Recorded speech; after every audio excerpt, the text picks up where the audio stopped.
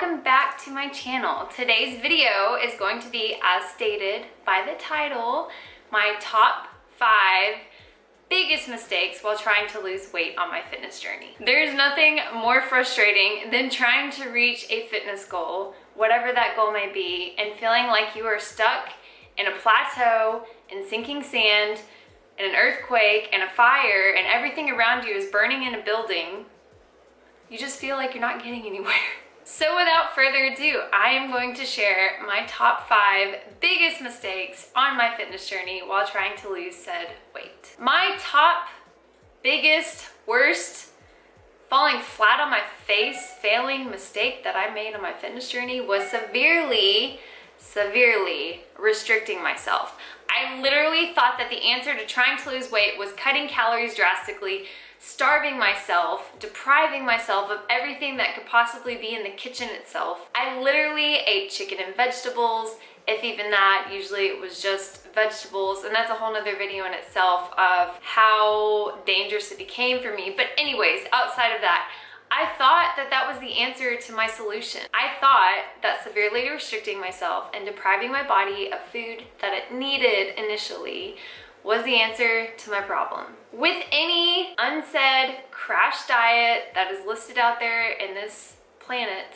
in the United States, because we know they're out there, it is more likely that the person following the crash diet is going to gain all of their weight back and then some, because your body is not going to be able to maintain that state. Not only that, but severely restricting yourself is going to cause your metabolism to slow down drastically, sister, and it's going to cause you to have a very unhealthy relationship with food in the future. Starvation leads to deprivation, leads to crashing and burning on fire.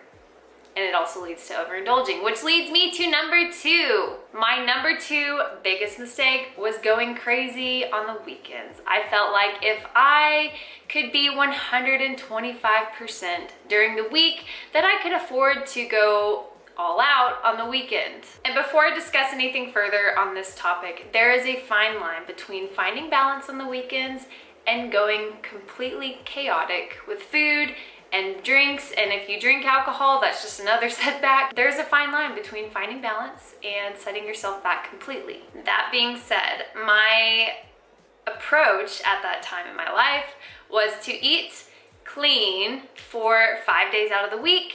And then on the weekends, I basically binged. I went crazy. I would eat half a jar of peanut butter and a pizza. I would eat ice cream out of a tub because I wanted the whole tub. Like, it was so bad, you guys. I had no self-control, no willpower. Everything just went out the window on Saturdays and Sundays, and then there I was on Monday back at square one. And if you're trying to get where you're going, why do you want to do that to yourself? There is an okay approach to take, a healthy approach. If you want to go out for a burger or pizza, go out and get that burger and pizza, but learn to listen to your body. Don't overindulge. Don't eat until you literally feel like you could throw up, you guys. That's not healthy. That's not good for your body. I don't care what anyone says.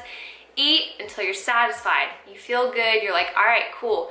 I got my pizza, now let's keep working towards these goals. So if you're one of those people right now, and I know I'm preaching to some of you guys, that is staying on track 120% during the week and then going cray-cray on the weekends, it might be time for you to reconsider things if you feel like you're at a sticking point or you're not seeing any progress. Now, if you're seeing progress, keep doing what you're doing, girl. Like, if you're making progress, more power to you. But chances are you're probably not, and it might be time to reevaluate your approach. My 3rd biggest mistake that I've made on my weight loss journey was not trusting the process and not giving it enough time to actually work for me. We can thank the media for this. The media has all these empty promises: lose 7 pounds in 7 days, lose 5 pounds in 2 days, yada yada. I'm sick and tired of hearing about it. There are pills and bars and supplements out there on the shelves that are just promising all these extravagant results, and I'm just here to tell you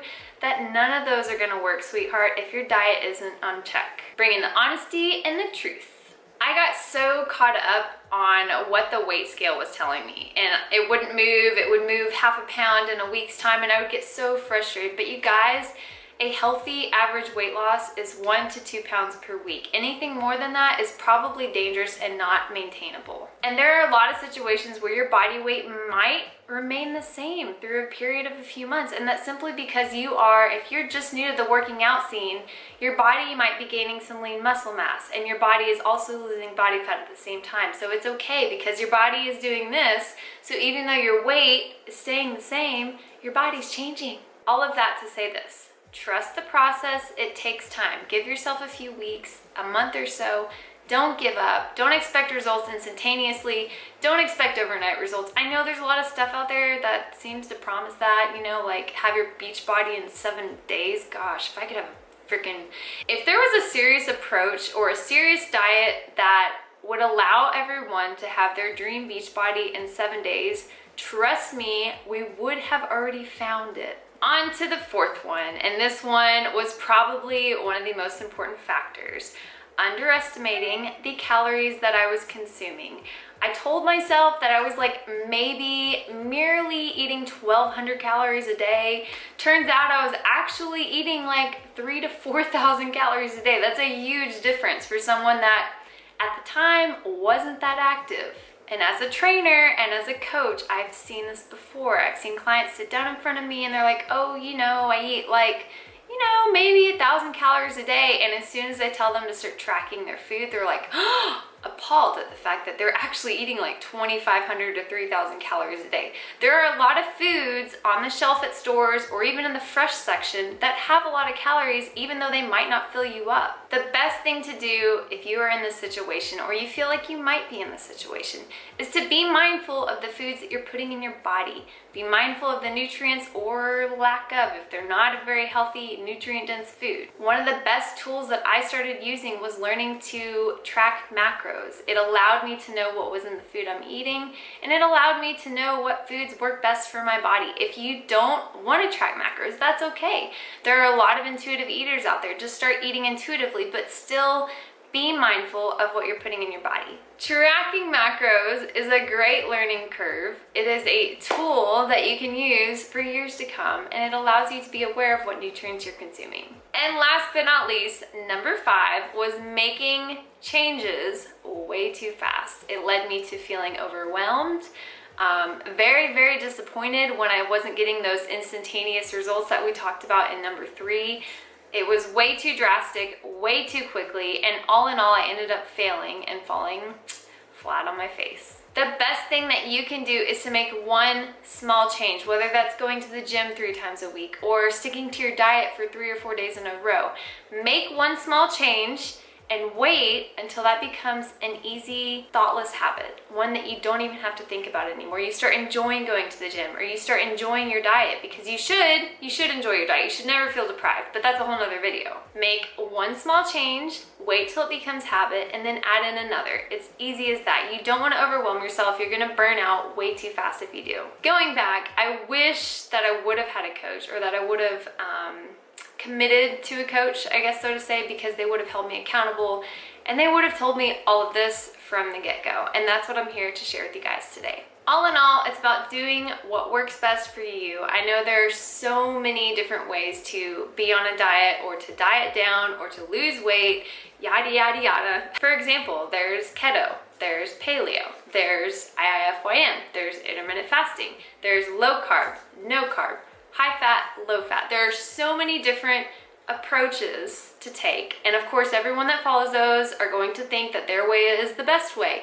And that's false. The best way is whichever way you feel the happiest and you are seeing the results that you are striving to find. For me personally, that's following a flexible diet and also incorporating intermittent fasting. For someone else, that might be following a stricter diet. Maybe they don't need as many variety options like I do. I need to eat something different every day. I love it because it keeps me on my toes. Flexible dieting allows me to still eat out with my husband and not have to follow a strict, boring, dull meal plan, because let's be honest, that's not something that everyone wants to do for the rest of their life. I like having variety. I like being able to eat cookies or ice cream when I want to, or get frozen yogurt. All these little things that honestly just bring quality of life. You don't feel deprived, left out, neglected, anything like that. If you want help getting started with flexible dieting, you can email me right now, betonfit@gmail.com, or check out my website linked below. I hope that these 5 tips helped you out, or maybe even kind of shook you and woke you up a little bit, maybe made you realize that you need to make some alterations to your current approach. As always, leave comments below on anything else you guys would like to see on my channel, and I will see you guys in the next vlog. Bye!